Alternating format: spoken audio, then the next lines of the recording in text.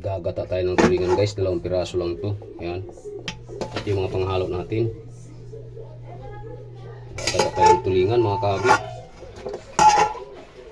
Masikip. Ito yung ating gata. Anong gata lang po yan. Ito yung ating mga ricados guys. Babalikan namin kayo mamaya. Hahanda muna natin ang ating tulingan. Yan na guys. Nakasalang ko na. Bali mamaya na natin yung gata natin nilagay. Yung sinalang ko muna yung talong kasama ng isda. Gatang tulingan yung gagawin natin mga kabi. Dito sa ilalim yung mga ricados niyan guys. Ilagyan na rin natin ng asin yan. Balikan namin kayo mamaya. Yan na guys. Ilagay na natin yung ating gata na puro guys.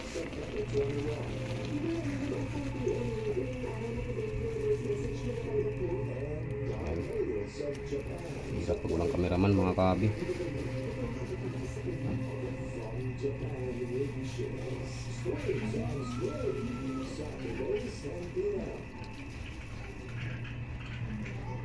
Yan na guys yung ating tulingan na gata.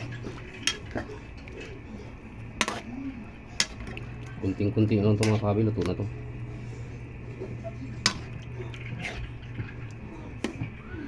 Add na natin guys yung ating pichay na dahon.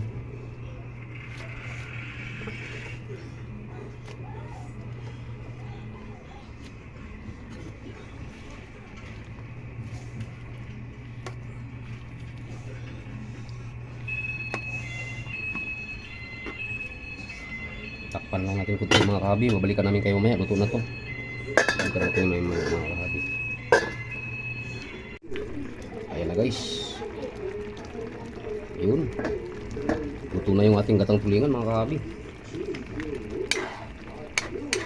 Ayan, lagyan natin ng talong guys at saka pichay. Ito natin mga kabi.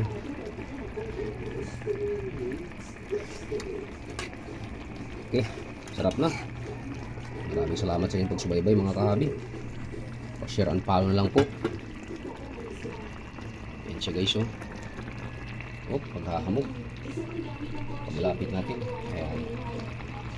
Ayan siya guys, ang malapitan. Okay, maraming salamat. Ito na tapos nyo ang video. Maraming salamat sa inyo guys. Happy weekend po.